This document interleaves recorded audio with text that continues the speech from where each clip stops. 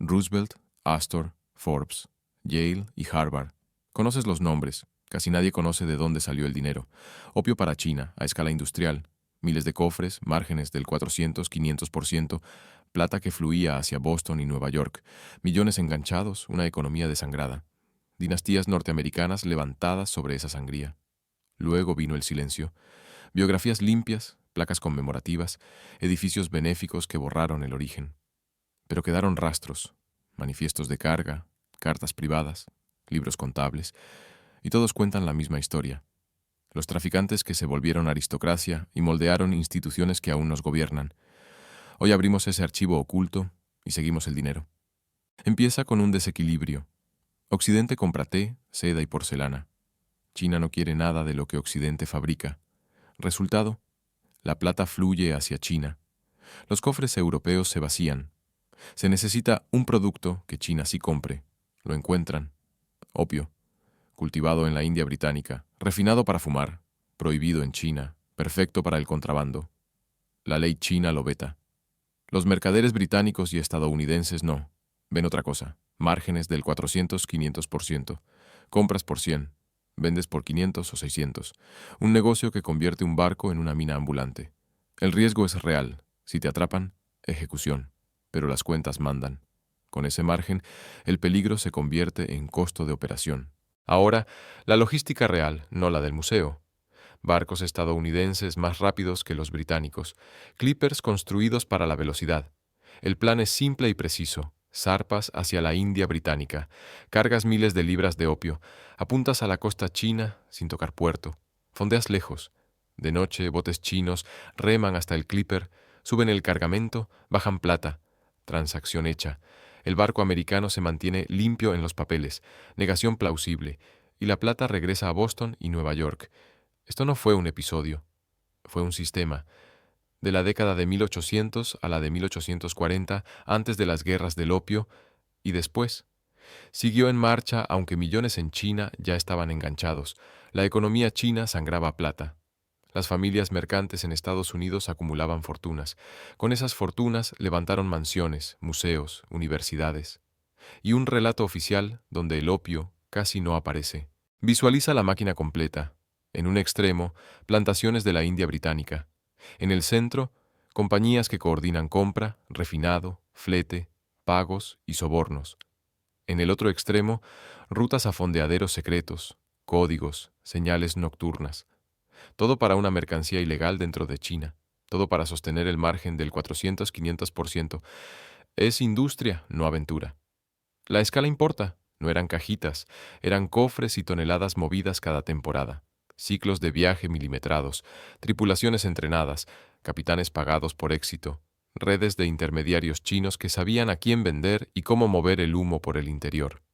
Cada entrega era una vena abierta, plata saliendo, adicción entrando. ¿Y el papel estadounidense? Clave. Por velocidad y por método, esos clippers recortaban días, días de más, riesgo de más, días de menos, ganancia de más. A la hora del reparto, los británicos dominaban el negocio, sí, pero para la década de 1830, firmas americanas controlaban cerca del 10% del flujo de opio hacia China. No eran meros espectadores, eran jugadores. Ahora, la calle en China. Lámparas encendidas hasta tarde, pipas que pasan de mano en mano, talleres con obreros somnolientos, oficinas con escribanos que se pierden, hogares que empeñan lo que tienen para comprar un poco más. La adicción se vuelve rutina. La productividad se desploma. La plata se va. El Estado intenta contener. Embargos. Redadas. El comisionado Lin Sexu confisca y destruye cargamentos. La respuesta europea: guerra. Pero esa es otra parte de la historia. Lo que necesitas aquí es entender el motor económico, no el campo de batalla. El motor funciona así. 1. Demanda cautiva pese a la prohibición. 2. Oferta asegurada desde India. 3. Ventaja tecnológica, clippers. Más ventaja táctica, fondeos offshore. 4. Canal de pago en plata. 5. Margen extraordinario que absorbe pérdidas, sobornos y riesgos. Repite esa secuencia por décadas y obtienes fortunas intergeneracionales. En los libros contables, el eufemismo abunda. Mercancía, carga, bienes. En las cartas privadas la cautela domina, claves, siglas, alusiones, pero el rastro existe, manifiestos, listas, rutas. No necesitas teoría, necesitas leer, y al leer los nombres se repiten. Los verás en el próximo bloque. Son apellidos que hoy cuelgan en marcos de donantes, placas de bibliotecas y catálogos de museos. Otra pieza del mecanismo, la respetabilidad. Primero haces dinero en la sombra, luego vuelves a casa, inviertes en ferrocarriles, inmuebles, prensa, donas a universidades, hospitales, fundaciones. La memoria cambia de color, de traficante a benefactor, de contrabando a comercio con China. El pasado se edita, la plata no. La plata se queda. Hay quien dirá, era otra época. Sí, era otra época para todos. También para los millones que quedaron atrapados en la adicción. También para el tesoro chino que se vació. También para los funcionarios que, al aplicar la ley, se enfrentaban a barcos más rápidos, a redes más amplias y a empresas con capital casi ilimitado. La moral puede cambiar. Las cuentas no. 100, 500. El resto es propaganda. El engranaje tenía su propio lenguaje. Se hablaba de remesas, no de vidas, de pérdidas asumibles, no de ejecuciones, de ajustes, no de guerras, de benefactores, no de traficantes. Ese lenguaje se convirtió en historia oficial, y si hoy falta contexto en los pasillos de ciertas universidades, no es por olvido, es por diseño. Miremos por última vez la cadena. India produce, empresas compran y refinan, clippers corren, fondeaderos reciben, botes distribuyen, plata paga. Estados Unidos y Reino Unido multiplican fortunas, China pierde salud, plata y tiempo. De esa cadena viven los nombres que vamos a mencionar, y de esa cadena nacen los edificios que aún hoy admiramos. Antes de pasar a apellidos, queda una pregunta. ¿Por qué se mantiene un negocio así durante tanto tiempo si el daño es tan evidente? Respuesta: porque cuando los márgenes son del 400-500%, el sistema aprende a protegerlos. Si una ruta cae, se abre otra. Si una ley aprieta, aparece un mecanismo nuevo. Si una historia incomoda, se reescribe. Eso también es logística. Logística del silencio. Abrimos los archivos y los apellidos empiezan a coincidir con rutas y fechas. Delano, en los libros de Russell & Co., un Astor trazando itinerarios, un capitán Forbes firmando manifiestos. Los papeles no opinan, listan cofres, plata y entregas nocturnas. Seguiremos esas líneas de tinta hasta las placas de mármol y las cátedras que aún llevan sus nombres. Quédate hasta el final. Vamos a seguir el dinero, registro por registro, y mostrar quién se enriqueció y a qué precio. Ahora, nombres y cifras. Warren Delano II en Cantón, John Jacob Astor en ruta, los Forbes al mando de clippers veloces, mismos mares, mismo producto, misma contabilidad. 100 entra, 500 sale. Warren Delano II, Massachusetts, joven 19 años, zarpó a China. Entró en una casa de comercio, ascendió rápido. A los 24 ya era socio de Russell & Company, la firma estadounidense dominante en el tráfico hacia China. No participó, dirigió. Compras coordinadas en India, cargas en cofres, clippers listos, fondeaderos frente a la costa china. Botes locales toman el opio. Plata sube a bordo. El clipper no toca puerto. Papeles limpios, caja llena. Estuvo años al frente, década de 1830 hasta mediados de 1840.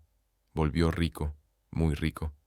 Casa señorial, educación de élite para los suyos, conexiones. Crisis de 1857. Perdió parte del capital. Regresó a China, hizo otra fortuna. Volvió más rico aún. Su hija, Sarah Delano, se casó con James Roosevelt. De ese matrimonio nació Franklin Delano Roosevelt. La infancia privilegiada, tutores, Harvard, escalera política, se pagó con plata china. Años después, desde la presidencia, endureció las leyes sobre drogas, ironía o coherencia con el nuevo relato. El negocio que te hizo nacer, lo criminalizas cuando ya no lo necesitas. John Jacob Astor. El manual dice, ganó con pieles. La parte rentable cuenta otra historia. Opio a China. Plata de vuelta. Con esa plata sí, compró pieles, té, seda. Cerró circuitos, multiplicó capital. En sus listados figura el Macedonian, entre otros barcos, en rutas a Oriente.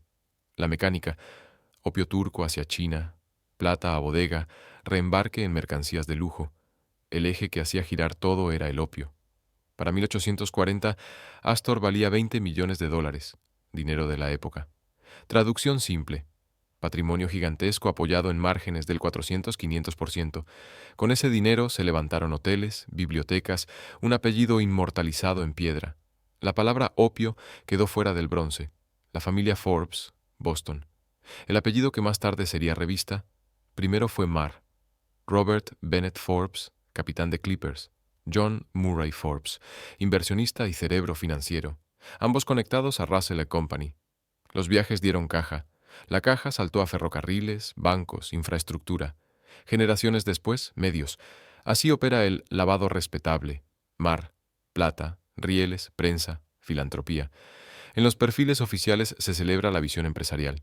En los archivos aparecen manifiestos de carga, cartas, entradas contables. Los dos relatos conviven. Solo uno se enseña, el método que los unía. Clippers estadounidenses, velocidad, rutas calculadas por vientos y corrientes, fondeaderos a millas de la costa, señales nocturnas, cofres a botes, botes a tierra, plata a bodega, salida discreta, los papeles dicen mercancías, las cartas insinúan lo suficiente para que el socio entienda y el extraño no. El margen del 400-500% cubría todo, sobornos, pérdidas, incautaciones, reposiciones. Por eso el engranaje resistía impactos. Por eso perduró. Escala, no anécdota. No fue un cargamento, ni una aventura exótica. Fueron años de tráfico a ritmo industrial, cofres de 140 libras cada uno, por miles, temporada tras temporada. Para la década de 1830, las firmas estadounidenses manejaban alrededor del 10% del opiáceo que entraba en China, el resto, mayoritariamente británico. Pero ese 10% bastó para levantar dinastías y reputaciones. Los balances que hoy se enseñan en clases de negocios nacieron con ese flujo de caja. ¿Cómo se volvió respetabilidad? El dinero llegó al noreste de Estados Unidos. Se compraron terrenos, se alzaron mansiones, se financiaron ferrocarriles, se fundaron bancos, se donó a hospitales, museos, universidades. El pasado se editó. El presente se erigió sobre cimientos firmes. Renta, rentas, renta. El idioma cambió. De opio a comercio en China. De traficante a benefactor. De plata china a filantropía. La otra orilla. Mientras los apellidos se volvían instituciones, China perdía. Perdía salud, millones de adictos. Perdía plata, metales que debían circular dentro, salían en cofres. Perdía tiempo. Productividad drenada, hogares endeudados por humo. El Estado prohibía. El mercado regresaba de noche, hasta que la autoridad rompió el tablero. Lin Sexu confiscó y destruyó toneladas. El mundo respondió con cañones. Esa guerra partió un siglo, pero el negocio ya había cumplido su objetivo: transferir riqueza. La contabilidad moral. A la izquierda de la columna, viajes, cofres, plata, activos, donaciones. A la derecha, adicciones, familias rotas, tesoro drenado, guerra, silencio. El balance económico cuadró. El humano no, porque casi no lo leíste en bronce, porque el éxito compra relato. Las donaciones llevan placas. Las placas omiten contextos. Los perfiles oficiales cuentan visión, esfuerzo, pionerismo. Los archivos, cuando los abres, cuentan cómo se pagó todo eso. Cartas donde se negocia precio y riesgo, libros con renglones que crecen a ritmo de travesías, manifiestos con puertos, fechas, toneladas. No es conspiración, es logística, es contabilidad, es historia económica convertida en prestigio. Cuando un margen es tan alto, todo se organiza para protegerlo. Barcos, leyes, eufemismos, memoria. El opio fue el capital semilla. La respetabilidad fue la serie A. La filantropía fue la salida a bolsa del relato. ¿Qué queda claro hasta aquí? Delano, FDR. Riqueza familiar forjada en China. Después, poder político y control de la narrativa. Astor. El mito de las pieles se sostiene sobre una base mucho más rentable. Forbes. Mar primero, luego rieles y medios. Mismo patrón, mismo trayecto, mismo resultado, dinero que compra destino. Ahora amplía el mapa. Otros apellidos repiten la curva. Perkins, Russell y una sociedad secreta con nombre de huesos. Cabot, Lowe. Más barcos, más cofres, más donaciones. Y del otro lado, China pagando la factura con plata, salud y tratados desiguales. Seguimos el rastro, documento por documento. La historia se cuenta sola cuando cuentas el dinero. No eran tres familias, eran redes, Boston, Nueva York, Cantón. Apellidos que hoy cuelgan en placas, apellidos que ayer movían cofres. Thomas Handasid Perkins, Boston Brahmin. Se le recuerda por hospitales y escuelas. Se le cita como comerciante en China. La línea que falta es la central, opio. Perkins & Co. compraba en Turquía e India. Fletaba clippers, descargaba fuera de puerto, cobraba en plata, décadas de circuito. Luego, fusión de intereses con Russell & Co. Retiro con honores. Filantropía masiva. El dinero ya había cambiado de nombre. Lo mismo el oficio, de traficante a benefactor. Samuel Russell y la máquina.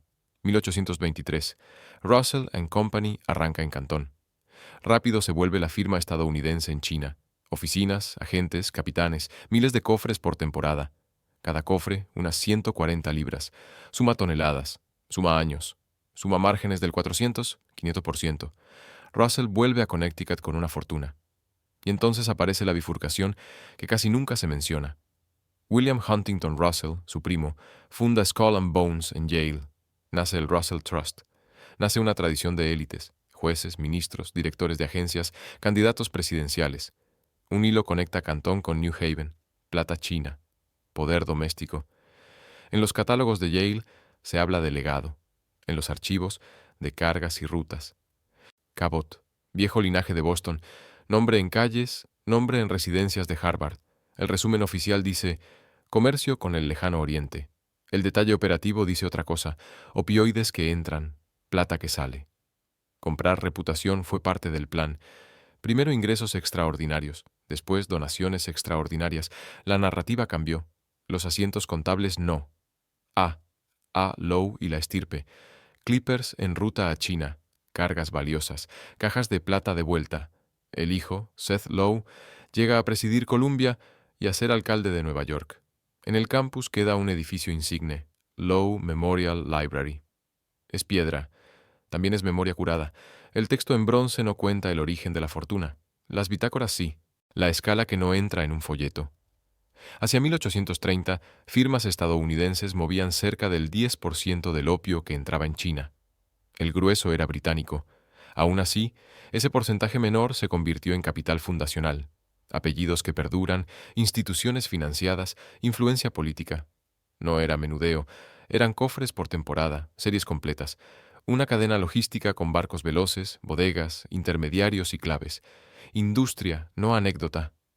¿Qué pasaba mientras tanto en China? La adicción se hizo masiva.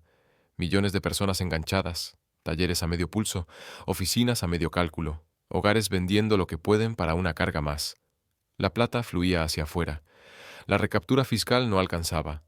El comisario Lin Sexu actuó. Confiscó, destruyó toneladas en Cantón, elevó memoriales, pidió freno. La respuesta no fue diálogo, fue guerra. Primera guerra del opio, 1839-1842. Cañones, bloqueos, Tratado de Nankín, indemnizaciones, puertos abiertos a la fuerza. Hong Kong cedida. El texto no legalizó el opio de frente, pero vació la capacidad de frenarlo. Resultado: más tráfico, más cofres, más plata que se iba. Segunda guerra del opio, 1856-1860.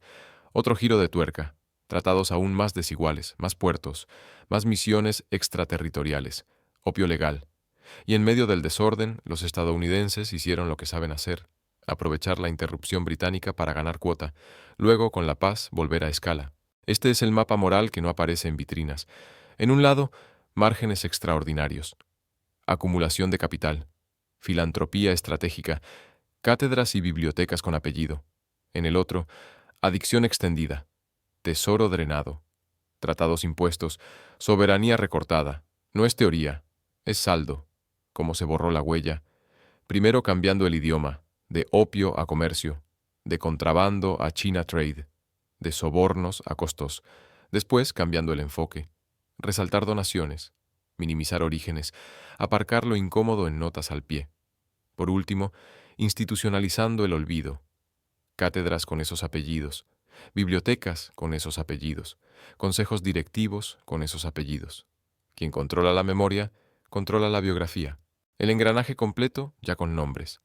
Perkins, Estrategia, flota, fusión de intereses con Russell, salida respetable por vía de hospitales y escuelas.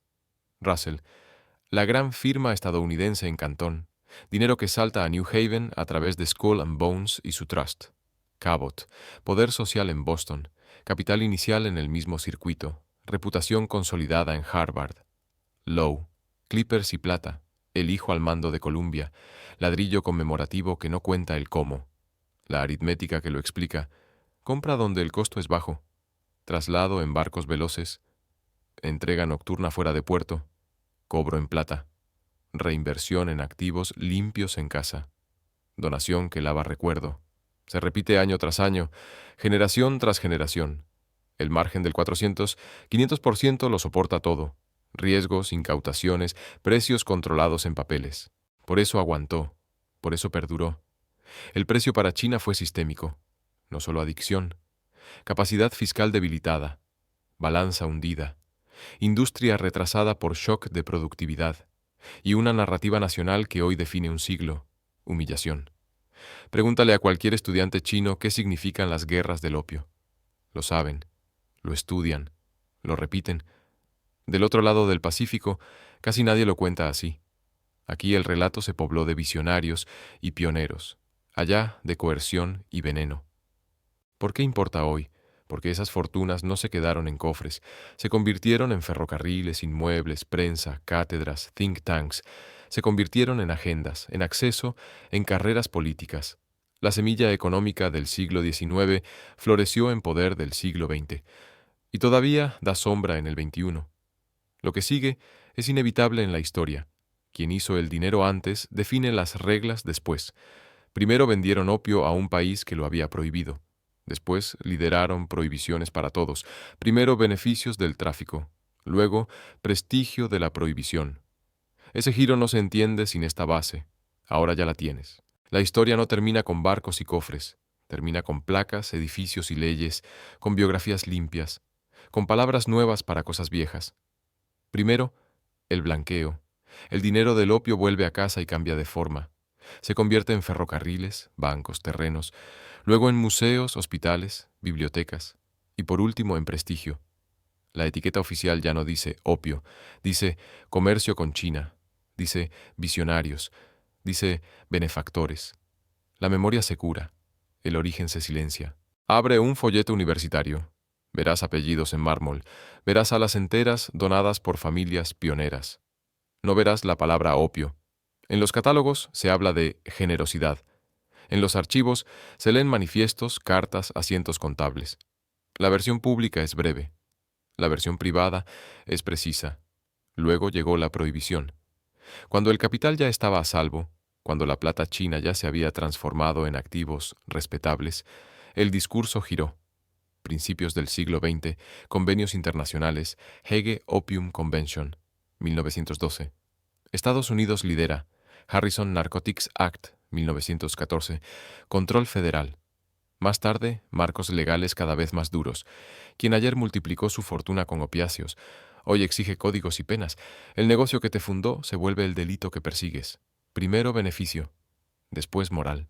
La ironía es visible.